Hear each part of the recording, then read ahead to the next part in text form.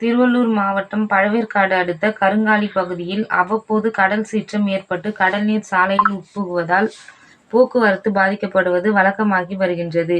பழவேற்காட்டிலிருந்து வடசென்னை செல்லும் சாலையில் வடசென்னை அனல் மின் நிலையம், எண்ணூர் துறைமுகம், அதானி துறைமுகம், எல்&டி கப்பல் கட்டும் நிறுவனம் உள்ளிட்ட தொழில் நிறுவனங்களுக்கு இந்த வழியை தான் தொழிலாளர்கள் பயன்படுத்தி வந்தனர்.